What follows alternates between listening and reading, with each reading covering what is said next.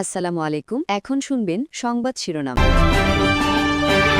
এবার ভিন্ন আবহে উদযাপন হবে স্বাধীনতা দিবস। ১.৫ যুগ পর ফিরছে স্বাধীনতা দিবসের প্যারেড। নতুন প্রজন্মকে সামরিক সক্ষমতার জানান দেয়াই উদ্দেশ্য। পর্যাপ্ত সরবরাহ সত্ত্বেও রাজধানীতে বাড়তি দামে বিক্রি হচ্ছে চাল। সদুত্তর নেই মিলার আড়তদারদের কাছে। ঈদের আগে অসাধু চক্রের কারসাজির অভিযোগ। ই রিটার্নে বেশ সাড়া পাচ্ছে এনবিআর। অনলাইনে ৫০ লাখ করদাতার নিবন্ধন, ৪১ লাখ দাখিল। উৎসব সামনে রেখে প্রসাধনীর দোকানে বাড়ছে ভিড়। নিজেকে ভিন্নভাবে সাজাতেও ব্যস্ত ক্রেতারা। এতক্ষণ শুনছিলেন সংবাদ শিরোনাম। এখন শুনবেন বিস্তারিত। ১৮ বছর পর স্বাধীনতা দিবসের আনুষ্ঠানিকতায় ফের যুক্ত হচ্ছে কুচকাওয়াজ। গত কয়েক বছর শুধু বিজয় দিবস প্যারেড হয়ে আসছে, সেটাও বন্ধ ২০২৪ সাল থেকে। তাই এবার ভিন্ন আবহে উদযাপনের প্রস্তুতি নেওয়া হচ্ছে জাতীয় এই দিবস। নতুন প্রজন্মকে সামরিক সক্ষমতার জানান দেয়াই লক্ষ্য, জানিয়েছেন আয়োজকরা। ছন্দবদ্ধ পায়ের সম্মুখে এই দৃপ্ত যাত্রা, মুষ্টিবদ্ধ হাত তাল মিলিয়ে চলছে প্রত্যয়ী শপথে। জাতীয় প্যারেড গ্রাউন্ডে ১৮ বছর পর মহান স্বাধীনতা দিবসের কুচকাওয়াজের প্রস্তুতি। প্যারেডে এবছর কমান্ডার হিসেবে দায়িত্ব পালন করবেন ৯ পদাতিক ডিভিশন এবং Savar area commander major general S M. Asadul Haque. প্যারেডে রাষ্ট্রপতির সালাম গ্রহণের মধ্য দিয়ে শুরু হওয়া আয়োজনে অংশ নেয় সশস্ত্র বাহিনী, আধা সামরিক বাহিনী ও আইন শৃঙ্খলা রক্ষাকারী বাহিনীর সদস্যরা। প্যারেড কমান্ডার ঘোড়ায় চড়ে গ্রাউন্ডে প্রবেশ করলে শুরু হয় কুচকাওয়াজের মূল পর্ব। রাষ্ট্রপতি মঞ্চে অবস্থান নিলে একে একে সালাম জানায় অংশগ্রহণকারী বাহিনীগুলো। এবারের আনুষ্ঠানিকতায় যুক্ত হবে সেনাবাহিনীর সাজোয়া, east Bengal, Bangladesh infantry regiment, artillery, air defence, engineers, signals ও সামরিক পুলিশ বাহিনীর কন্টিনজেন্ট। বাংলার আকাশ রাখিব মুক্ত, এই প্রতিবাদে প্যারেডে অংশ নেবে বাংলাদেশ বিমান বাহিনীর সদস্যরা। থাকছে আকাশ থেকে মাটিতে প্যারাট্রুপারদের অবতরণ, আকাশ প্রতিরক্ষার সক্ষমতা ও নান্দনিক প্রদর্শনীর বিশাল অংশ থাকবে বিমান বাহিনীর অ্যারোবেটিক প্রদর্শনীতে। মিগ-29 রাষ্ট্রপতিকে সালাম ও অভিবাদন জানাবে। প্রস্তুতির শেষ ভাগে কমান্ডার রাষ্ট্রপতির অনুমতিক্রমে আনুষ্ঠানিকভাবে শেষ করবেন স্বাধীনতা দিবসের সামরিক কুচকাওয়াজ। ২০০৮ সালের পরে অর্থাৎ ১৮ বছর পরে এবার ২৬শে মার্চের আনুষ্ঠানিকতায় হতে যাচ্ছে জাতীয় কুচকাওয়াজের আনুষ্ঠানিকতা, যাকে ঘিরে ব্যাপক আয়োজন চলছে জাতীয় প্যারেড স্কয়ারে। এবং এবারের আনুষ্ঠানিকতায় এমন আয়োজনকে অনেকটাই মাইলফলক হিসেবে উল্লেখ করছেন আয়োজকরা। রোজার মাসে দেশের চালের চাহিদা এমনিতেই কম থাকে, তার উপর মিলে নেই সংকট। গত ৭ দিনে আমদানি বেড়েছে প্রায় দ্বিগুণ। তারপরও রাজধানীতে বাড়তি দামে বিক্রি হচ্ছে চাল। এর কোনো ব্যাখ্যা নেই কারোর কাছে। অনেকে দোষ দিচ্ছেন মিলারদের, কারো সন্দেহ আড়তদারদের ঘিরে। অভিযোগ মিলছে ঈদের আগে বাড়তি মুনাফা লুটে নিতে চাইছে চালের অসাধু চক্র। দিনাজপুরে হিলের স্থলবন্দরের চাল নিয়ে ব্যস্ততা ইদানিং তুঙ্গে। ৩ থেকে ১০ই মার্চ এই ৭ দিনে বন্দর দিয়ে আমদানি হয়েছে ২৫,০০০ টন চাল। আগে যেখানে দিনে ৪০ থেকে ৫০ ট্রাক চাল আসতো, এখন তা বেড়ে দাঁড়িয়েছে ৭০ থেকে ১০০-তে। সব আমদানিকারক চাইছেন সময়ের আগে দ্রুত চাল খালাস করতে। যদিও ১৭ মার্চের ডেডলাইন এখন বাড়ানো হয়েছে ২৩শে মার্চ পর্যন্ত।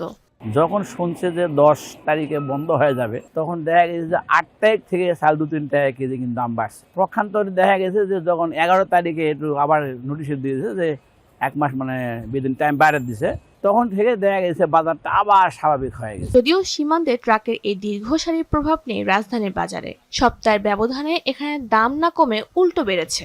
মিনিকেট বিক্রি হচ্ছে ৮০ টাকার আশেপাশে। মানভেদে নাজির সালে ওঠানামা ৮০ থেকে ৯৫ টাকার মধ্যে। মোটা ২৮ চালের কেজি ৫৪ টাকা।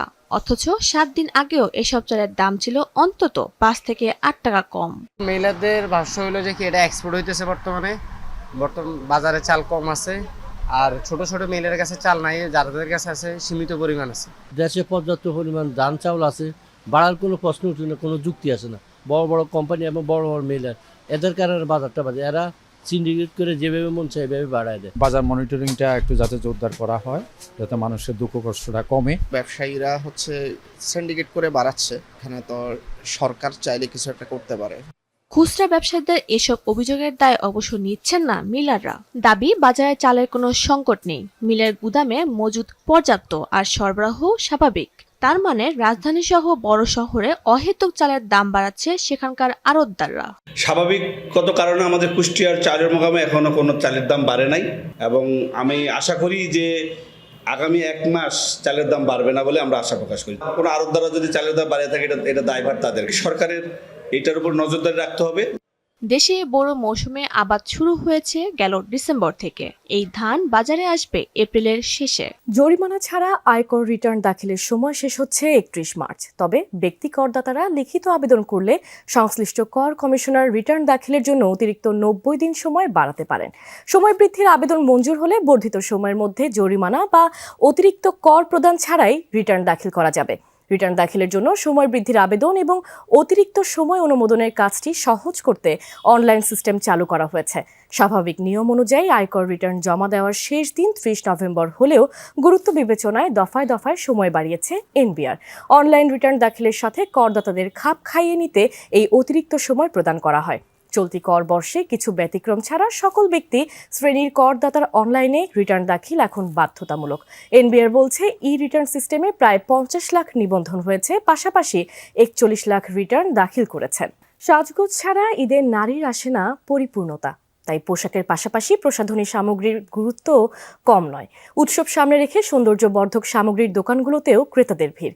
পরিবার প্রিয়জনের সাথে আনন্দ ভাগাভাগি করাই উৎসবের মূল কথা নয়, বরং নিজেকে একটু ভিন্নভাবে সাজাতেও ব্যস্ত ক্রেতারা।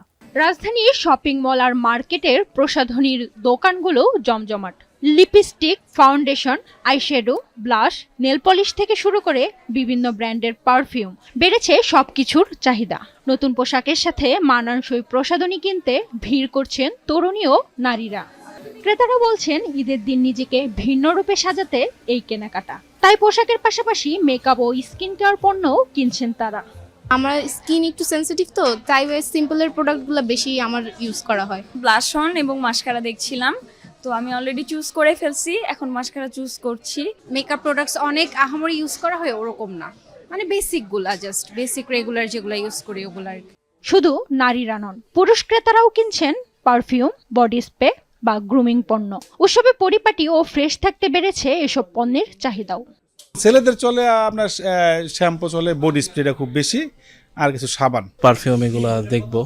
আর এমনি তো আমাদের তো কেনাকাটার ভিতরে পাঞ্জাবি, ছেলেদের তো আর ওইরকম কিছু কিনা নেই। বিক্রেতারা বলছেন ঈদ যত ঘনিয়ে আসছে তত বাড়ছে ক্রেতাদের ভিড়। তাই দোকানগুলোতে আনা হয়েছে বিভিন্ন ব্র্যান্ডের নিত্য নতুন সামগ্রী।